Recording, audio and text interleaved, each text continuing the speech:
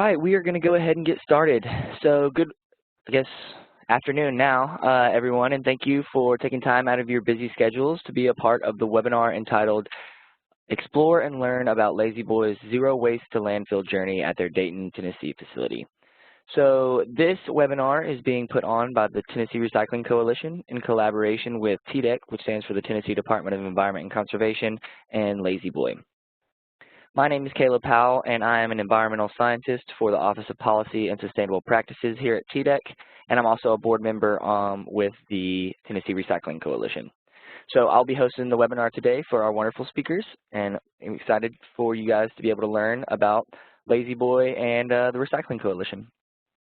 Everyone is muted upon entry to reduce the amount of background noise, but if you have any questions, comments, or concerns, please feel free to ask those in the chat box, and I will work on asking those to our speakers and getting those answered.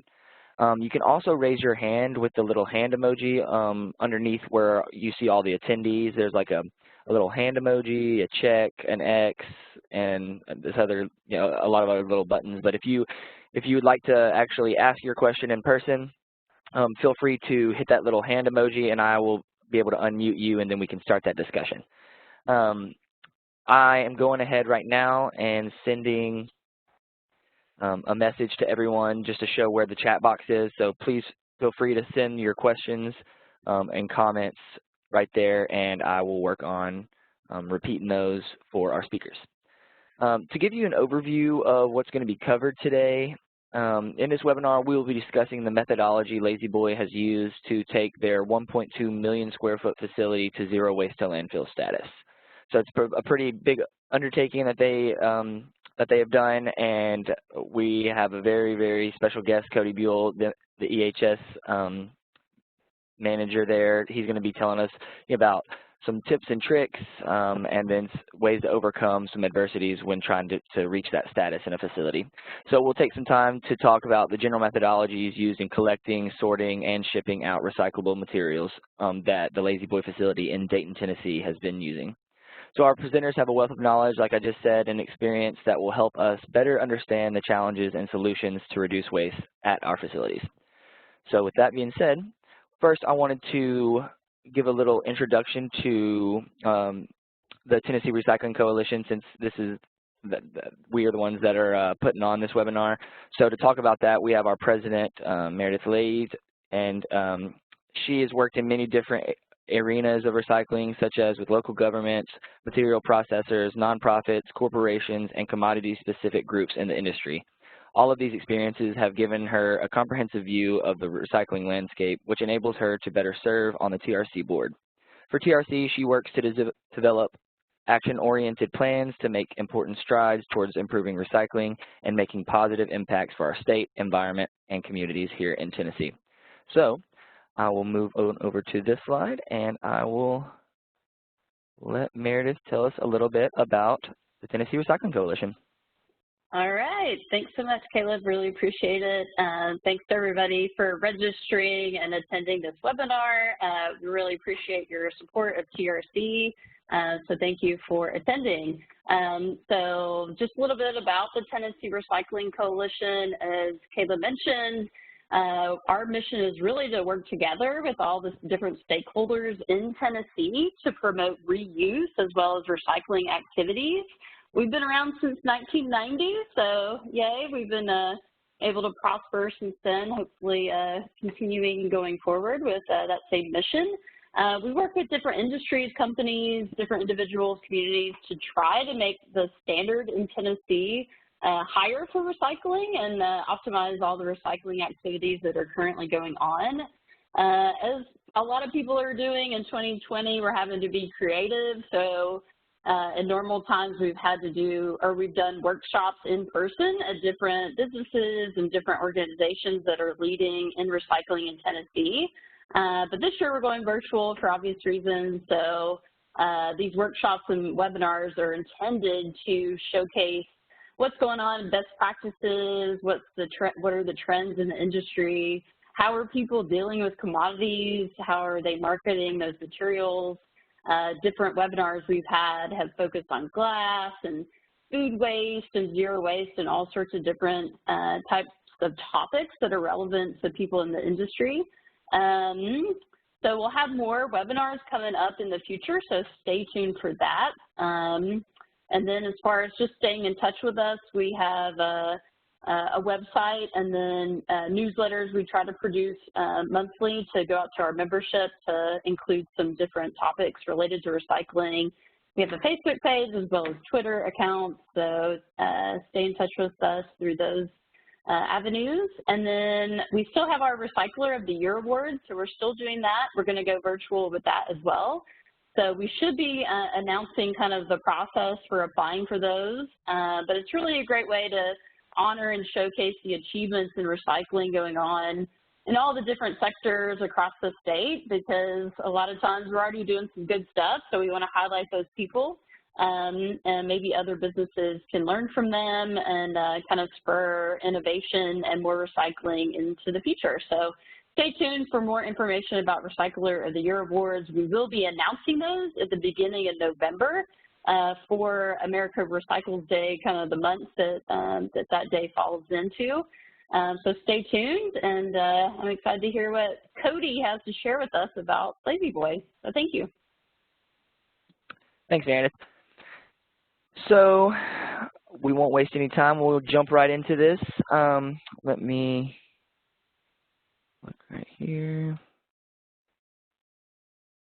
So I'm passing that over to Cody now so he has control.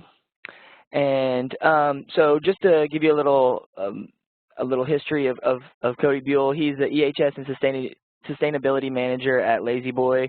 He has worked in multiple disciplines throughout the years: a bat catcher, dealing with endangered species, a horse wrangler in Colorado. He's worked with chemical weapons for the federal government, and now he works as the environmental manager for Lazy Boy's manufacturing division. He obtained his bachelor's from Century College and 2 master's degrees from EKU. He also achieved his CSP and has been working in the EHS field for 8 years. So without further ado, I'd like to introduce to you guys Cody Buell, a good friend of mine, and just a great guy to know. So, Cody. Wonderful. Thank you guys very much. So throughout this whole presentation, I really just kind of want you guys to ask questions. If you have any questions, concerns, issues, anything like that, please type it in the comment box over there, and I'll answer any questions that we get. Today's presentation, I don't expect it to last a full hour, but I really just want to give you some of the things that I've learned in the last 8 years in taking Lazy Boy to zero waste to landfill. And let me see if I can figure out, Caleb, how do I advance the next slide, or do I need to? Yeah, so. There we go. I got it. Yep. Okay, so before we go back into this, I just want to tell you a little bit about myself. My name is Cody Buell. I am the Environmental and Sustainability Manager for Lazy Boy Branded Manufacturing, meaning that I've got 6 plants that kind of report up to me, and I do both environmental compliance and sustainability, as well as environmental sustainability and governance metrics for all of our investment groups. So I've worked in this job for about 8 years. I really love Lazy Boy. Lazy Boy's been really great. They've been really supportive. And so I'm just going to really talk about some of the things that we do here. We are open to feedback. So if you see something that you say, hey, I think that you guys could do better here, because obviously if you're on this call, you're probably an environmental or sustainability professional. So we welcome feedback. So I am based out of the Dayton, Tennessee plant, which is got about 1,400 employees, and we are 26 acres under roof. Our facility right here produces 40 to 50% of all Lazy Boy furniture. That's couches and chairs that's produced, period. At our facility, we don't just put the chairs together. We actually manufacture pretty much everything from start to finish. So we actually have cold rolled steel that we stamp, and we've got 6 presses that run continuously. We do green wood processing, so the wood actually comes to our facility and it is not yet dried. So we unload it and actually dry the wood, stack it, put de-stickers between it to cause gaps, and then we use steam from our boiler system, which I'll talk about later, to actually dry the wood. We have mechanism assembly, so La-Z-Boy is unique in all other furniture manufacturers in that we do our own mechanism. The metal part that causes that recliner to come back and actuate is actually made in-house and made by La-Z-Boy. Other facility or other chair manufacturers, furniture manufacturers that you see, such as Ashley, actually outsource theirs, and everybody pretty much buys it from a company called Leggett & Platt. So we do mechanism assembly here. We also do polyurethane cutting. All of our poly that goes in our chairs is actually brought in on a squeeze trailer, brought here, and then opened up to set to rest, and it's usually around 600-pound giant buns that would be as big as a small office. And we take those and cut out profiles that go into your chair.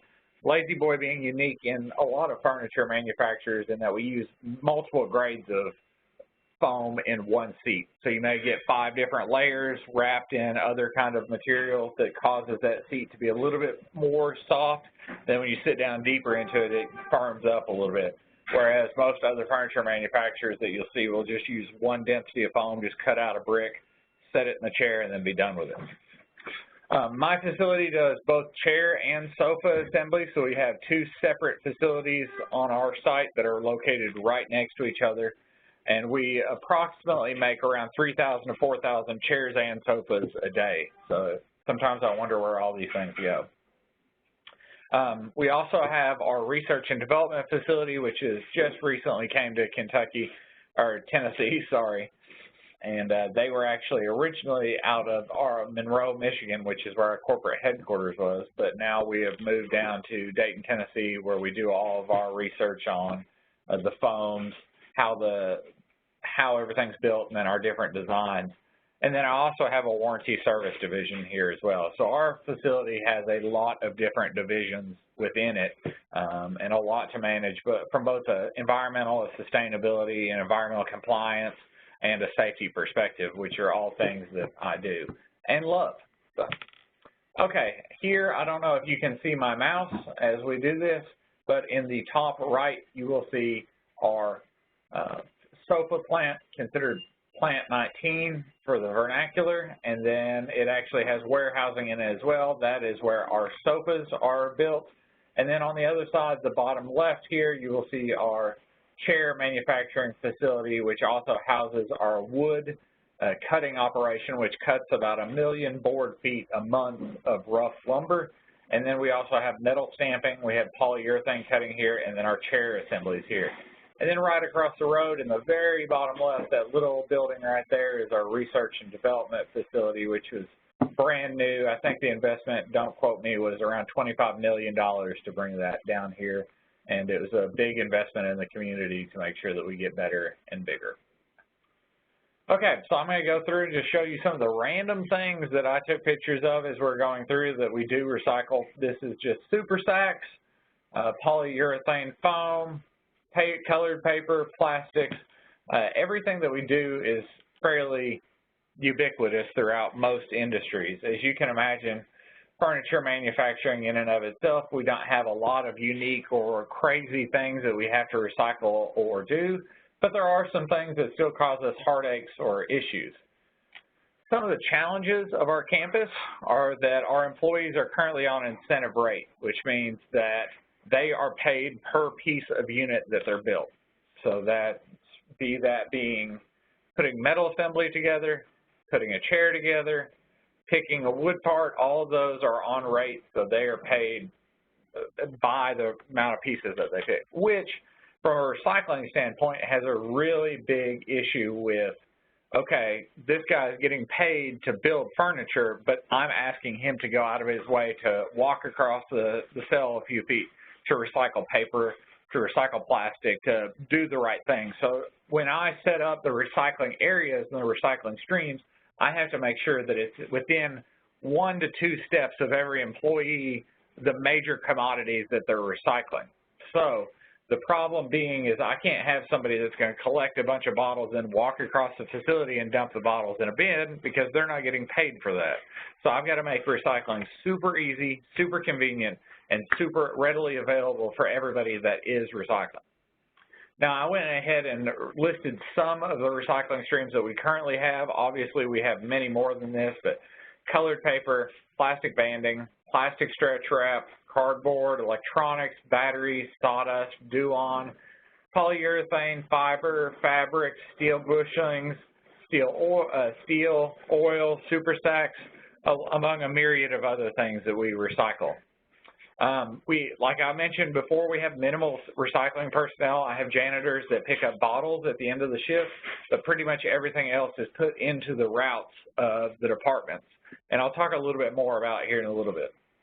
The other challenge that I have is that recycling rebates do not directly go back to each of the departments. So not only do they not have the impetus to recycle on an employee level because they're not getting paid for it because it's on an incentive rate, but the departments themselves do not have an incentive to throw money at this issue, because if they get $100,000 from recycling paper and doing the good job there, they don't get another $100,000 in their budget. They just get a pat on the back. And consequently as well, if they just throw it away in the trash and we have to pay for it, they also don't get hit with that charge either. So these tribal little areas don't feel the pain or the pleasure of any kind of recycling that we have. We have a spread out campus. As I already mentioned, we have over 26 acres if you include the research and development facility. So our campus is huge, and as if you can imagine, if I only had one location to recycle cardboard, it would take somebody all day, every day, just to run cardboard back and forth. So we have to have separate locations. In addition, as everybody here has, we have a fairly lean floor space in that our floor space is at a premium and people don't want to give it up. So I don't have a lot of areas that say, hey, I've got a trillion square feet where you can set a baler. It's always the NIMBY stuff, not in my backyard, is people don't want recycling right next to them because there's potential for flies, there's potential for stink. A lot of times it doesn't look perfect, you know, even just a bale of cardboard, even if it's done right, is still not a sightly scene when you have polished floors, painted walls, all that, and everything else is in good space. Okay, so I heavily weigh on what I consider a hub and spoke recycling. And that is what's really driven our program and made our program really good here at Dayton. So, excuse me, I've broken this down to one little area, and this may or may not make sense. So if you guys have problems with it, please raise your hand or put a question mark over there. But basically, this is one department. In my mentality, I don't want to have a trillion trash cans or recycling cans out there for plastic, and then another trillion cans for metal, and then another trillion cans for aluminum cans, and another trillion cans for fabric and everything. So what I do is have a hub and spoke with many recycling departments. So here in the pre-some department, as you can see in the bottom left here, Caleb, hopefully you can tell me if you see my mouse or not. You can tell me in the comments. Yeah, we can't see it, but I think if you click like the pin or any of those little arrows up top where you're moving around, you can sort of put little, Okay. So you see it there? All right, so I'm highlighting. I'll just highlight this. So the fabric bags, so we're going to start with just a department, a single department. With the pre-sewn department, I've got what's called cellular manufacturing. So we have 30 cells in our Plant 6 operation, and each cell builds a chair from start to finish. So all the material is taken to the cell, and then it's built, and then that chair leaves the cell. So from a recycling perspective, my pre-sewn area that I've got right here produces fabric that is wrapped in a garbage bag, kind of, like a clear plastic bag. So that clear plastic bag goes with the fabric, and it goes over to cell 4. Once cell 4 utilizes that fabric, they take the plastic bag and they stuff them all together, and then it goes back to the fabric department for recycling. So the fabric department, because they produce it, they are required to recycle it. So anything that goes to the cell is required to come back from the cell to the department that gave it to them. So in that way, I have one area that is focusing on plastic bag recycling versus having 4 separate areas that are going to do plastic bag recycling. So basically I get a level of efficiency there because now I'm not deadheading runs from cell 4 back with empty carts. So those empty carts, I can throw plastic bags on those carts. So they go out with fabric and then they come back with just the plastic bags on them. So now I have a centralized location where I can focus on just plastic bags. Because if I had one person going around and collecting 5 bags from cell 4, 5 bags from cell 1, 5 bags from cell 2, 5 bags from cell 3, it's not efficient. So the most efficiency that I get is to minimize the deadhead runs just like you would with a freight operation for a larger scale semi-truck. Okay, hopefully that makes sense to everybody. So that being said, I try and make recycling as easy as possible. So I've made maps of both of our facilities, and both of our facilities I've made maps and then put some of our recycling locations where you can go to distribute or to put away cardboard down here in the corner. I've got polyurethane foam in our poly room. I've got wood in our wood room that you recycle. So I've given these maps and I sent them out on the floor and I change them periodically as recycling locations or receptacles or the departments change so that everybody has a good idea, okay, man, I just somehow ended up with a glut of cardboard. I don't know where it came from. Where can I go to drop this stuff off? So I've done that with both of our facilities, and you can see each facility is a little bit different on how it's set up, but it shows you where can you go.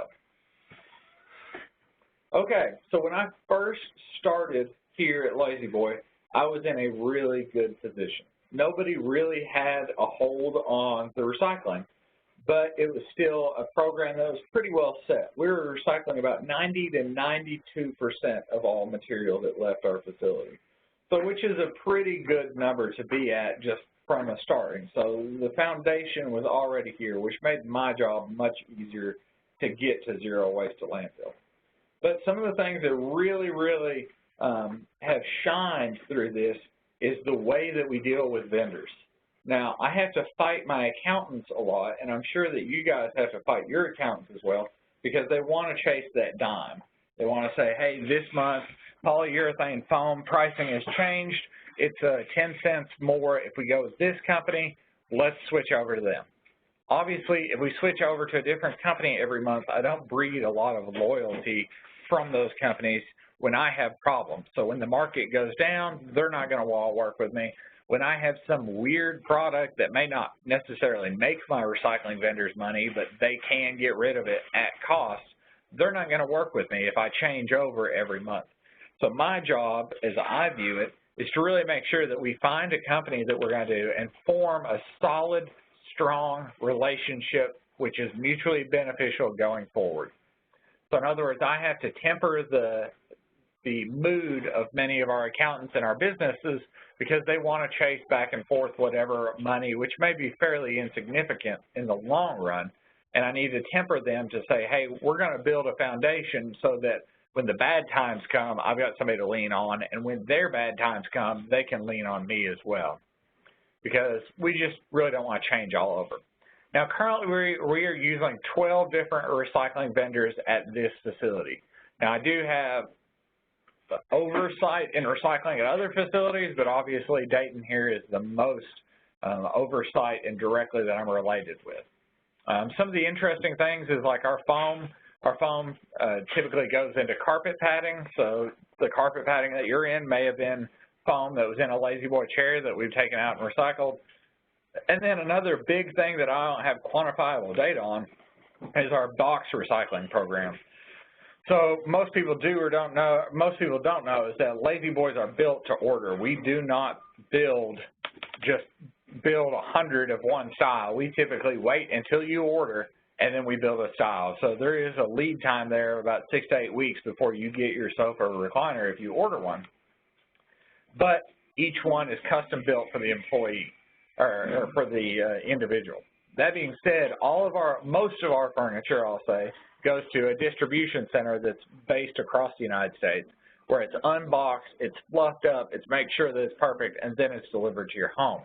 That being said, once it goes there, they can break open the box, fold it down, and then send the box back to us, which we can use a box 6 to 7 times, which cuts out tons and tons of waste from our program. Obviously, you guys know the 3 R's, reduce, reuse, recycle, recycling being the redheaded stepchild of everything here. So if we can reuse that box, we're actually one step above the recycling. And then at the end of the life of that box, we can change over to recycling. Now, I mentioned earlier that we've got a wood-fired boiler. Our we have 2 wood-fired boilers that were built. They were put on not on campus. They were built in the early 60s, so they are old.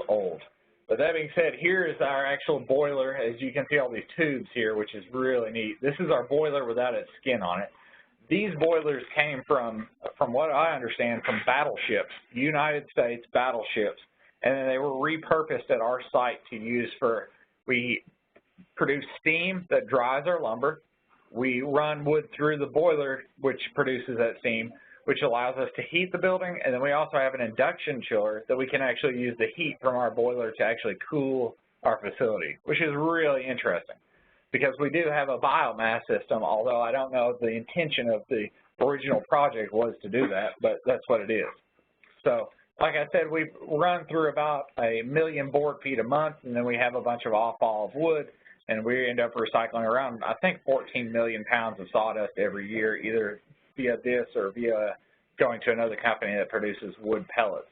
So I thought this was really neat to just show. This is our boiler without its skin on, being built, and we recently had it retubed. But up here you can see the steam drum, which is where that's at, and then here's the mud drum down here, and there's the firebox that's down here, and the fire actually goes through and heats all these tubes just like a reverse radiator. Instead of the radiator heating out, we actually heat the tubes, which heats the steam up here and causes us to produce steam and all that jazz. So it's a really neat process, and I've got a time-lapse video of that I really like.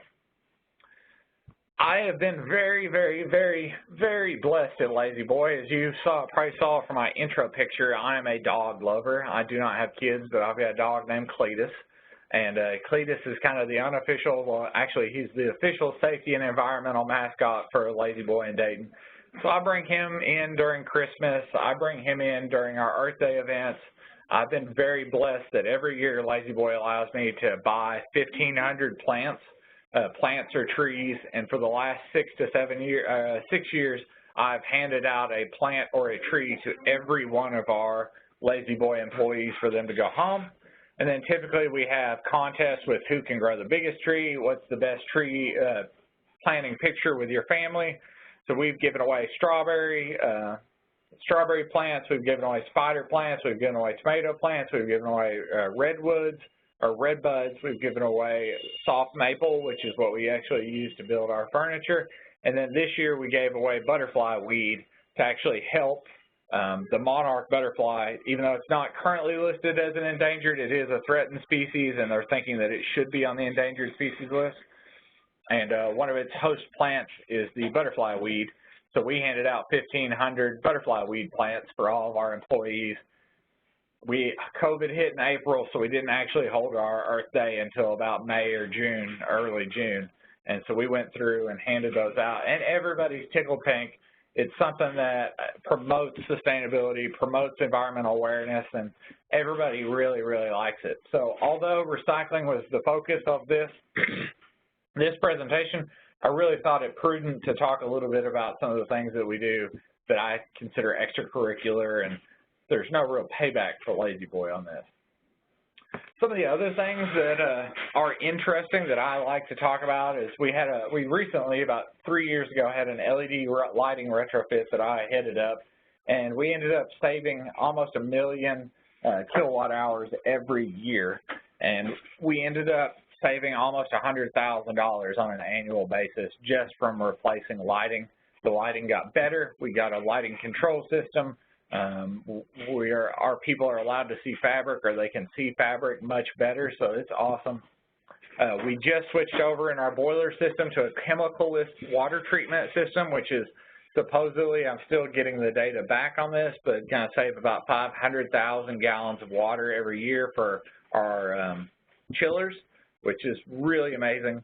We switched over to water-based finishes, so we don't have any solvents that are in our finishes. And then we vigorously track our energy and water data, and I'm reporting to corporate on a weekly basis that says, hey, this is where we're at, and we're trying to drive that down. And I've got data all the way down to the granular level of sometimes our sewing machines. I can tell you how long a sewing machine has been running, how long it's not been running. I can pull up data from our Mississippi facility and tell you to the minute, real time, how much the energy is costing us. So once you get that data allows you to better understand how do I mitigate it. So right here, I talk about the LEDs. Right here, as Caleb mentioned, we are part of the Tennessee Green Star Partnership. We are really proud to have been in the program or still be in the program, and that is a pride point. We fly the flag out front, and we love it. We encourage you guys, if you're on this call, to look into the Tennessee Green Star Partnership because they are wonderful. And then lastly, over here on the side, you see this is really neat. It's not an everyday thing, but I do like it. Part of the wood that comes out of the woods and goes into our chairs is hauled out of the woods by mules, which is really neat. Some of the smaller logging operations that we contract with and buy wood from still use mules because of their lower impact on the environment. You're not clear cutting, you have a low footprint. The mules can get in and out of the woods and around smaller trees without really damaging anything. And I was blessed enough to go up to Kentucky to Shepherdsville and actually watch that in progress and actually drive some of the mules. So I have a horse background, so I always love stuff like that. And to see animals like that work, and they were so autonomous. They knew where they were going and what they were doing, so I like that. I also want to talk about some of the other sustainability things that we have. 8 of our facilities are zero waste to landfill, and as far as I know, no other furniture manufacturer has one facility that's zero waste to landfill. Now, I don't know that, but as much as I've researched, I cannot find another facility that is. So we're very proud to have 8 facilities that have really focused in on and said, how do we drive our waste down to a very small or a zero level? So we're very blessed there. And as a whole company, when you include the stores and everything, we recycle or reuse 97% of all material that we have. And so this is the little logo that I developed here on the left. And then right here, this is what I affectionately call my tombstone. I had a tombstone made the day that we announced that we were zero waste to landfill. We had a big party with cakes and local officials and state officials and a big tent and, you know, the groundbreaking ceremony. And I have a tree out front, a Japanese maple and then we set this little commemorative stone out front. And everybody calls it my tombstone because that's what I'd like to be buried next to, is because I'm so proud that we went to zero waste to landfill. It really just warms my heart. And we announced it, as you may or may not know, on Earth Day 2015. So Earth Day is obviously something that really drives us here. It's a love, it's a passion, it's what we get.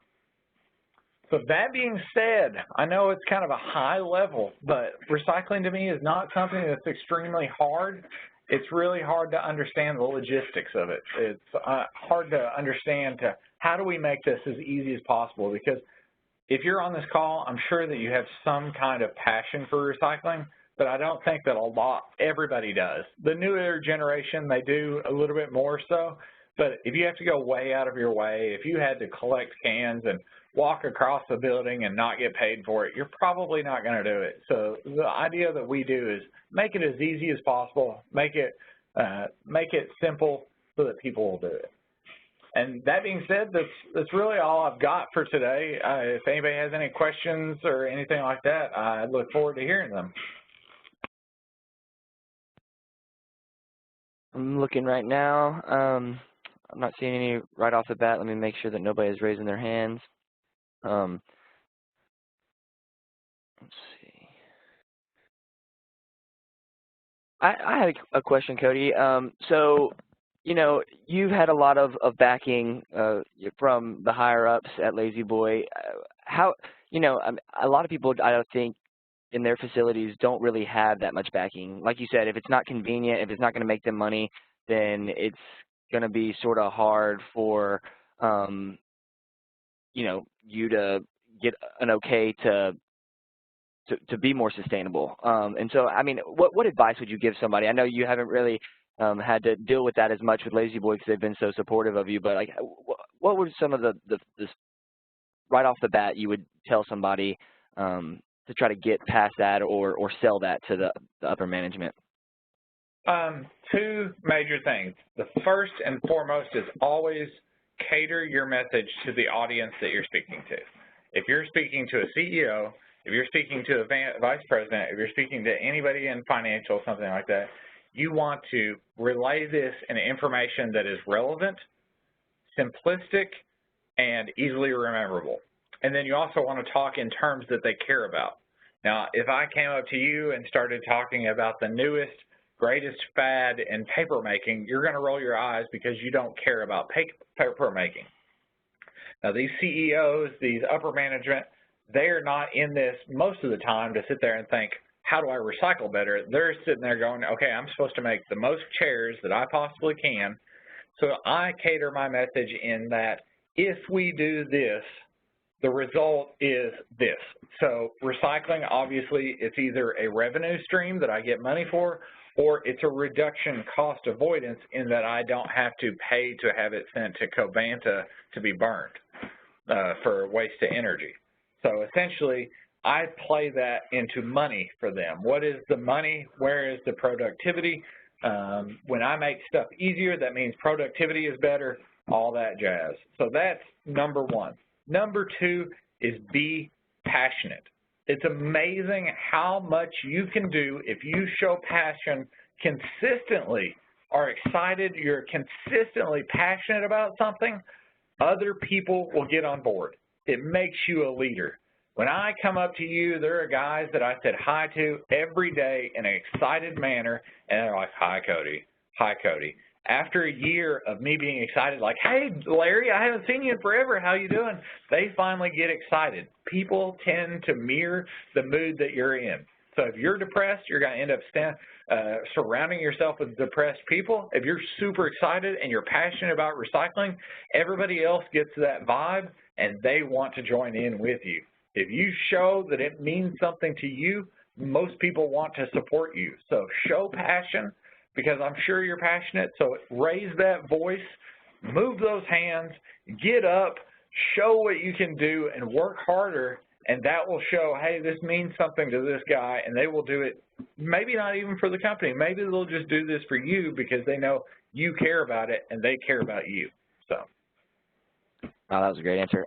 We got a question from Barbara Alfano. I'm going to unmute her so she can ask her question. Oh, sorry. Hey, well, thanks a lot. That was a great presentation, Mr. Powell. I really appreciated it.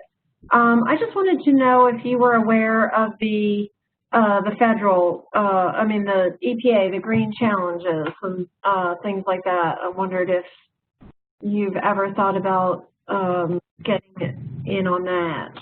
It's part of our sustainable materials management program. I haven't specifically heard of that, and I don't know if that question was for me or for Cody, but it's definitely something that I'm always into learning more about, better resources that I can use for our Green Star partnership, and then also for the Recycling Coalition. So I'd love to know more information about it. Okay, all right. Well, I'll send you some information. Thank you so much. Sure. And then, Cody, we had another question. It says, did you use a third party to verify zero waste to landfill, and then what was the experience like? Okay, so we did not use a third party for verification because, to be honest, it's another layer of red tape, and it's another layer of just kind of proving what we already know. So Lazy Boy is very, very conservative. So you probably hadn't heard that we have 8 facilities that are zero waste to landfill because we don't actively manage it, or we don't actively express it to the community, which I think is the wrong thing to do, but Lazy Boy is very conservative in that, hey, you know, one of our facilities may have to take a dumpster off one time because of this weird waste, so we don't want to announce that we're zero waste to landfill, so we don't. But I still think it's the right thing to do because we're not sending anything to landfill, and I think it kind of breeds that momentum of, hey, Lazy Boy's green, which allows consumers to say, hey, let's go to Lazy Boy, which then allows me to be greener. I get more money to spend on sustainability initiatives. So that being said, we do not do a third-party verification because it really doesn't mean anything to us. It's kind of like ISO certification. We don't do that either because we don't really have any of our stakeholders that really need that or require it. The process of going to zero waste to landfill was that last 7 to 8% of material is very, very hard to get rid of because it's a lot of unique, how do I reuse it, how do I get it back to the vendor for reuse, it's a lot of logistics, it's a lot of people that I got to get involved, and I've got to build the passion on everybody that we have to get them excited about it. Yeah, and you know, with the ISO 14001 and the different certifications like that, you still adhere to like the qualifications and stuff like that. You're just not paying for someone to come in and tell you that. So if with our Green Star Partnership Program, the ISO 14001, there's a lot of our members that aren't, you know, third-party verified with the ISO, but they have some of their sister facilities come in and you know, go through that whole checklist to make sure that they're doing that. So let's see. There's another question that says, do you use waste to energy? As I'm mute. Yes, I do. And so when we first started this, believe it or not, so I'll tell on myself, it was probably about 5 years ago when I said, hey, we're going to go zero waste to landfill. It's happening. So 5 years ago, I'm laying in bed on a Friday night, drinking a beer, watching sustainability documentaries like some normal weirdo. And so I see something about McMinnville, Tennessee, and there is a company called Wastaway. It's Waste Away without the E. And they actually came up with a new process that allowed you to grind up material, explode it on a cellular level where it dried out, and then basically make it into these pellets that had the same BTU value as coal. So take our trash and turn it essentially into coal. So I took that process, I worked with them from their R&D facility and started taking our waste to them. And then we started saying, okay, here's our waste to energy. So it was a waste to energy, but it was the step before waste to energy. We're taking it to a company that were making it into waste to energy and then selling it to waste to energy. So they had a research and development facility. I think that process kind of fell through. They had some hiccups and stuff. So then we ended up kind of refining our process yet again, and now we send most of our stuff to Covanta and Huntsville, Alabama. This facility does. Our other facilities do something very similar with local waste energy. So. Awesome. Thanks for answering those questions, Cody. And the person that said before was asking about, are you certified? We are 100% zero waste to landfill. So our certification, I don't really need that per se because I know where all of our stuff is going and I know that nothing is going to the landfill. Awesome. Let me do one more swoop and see if there's anybody with their hands up.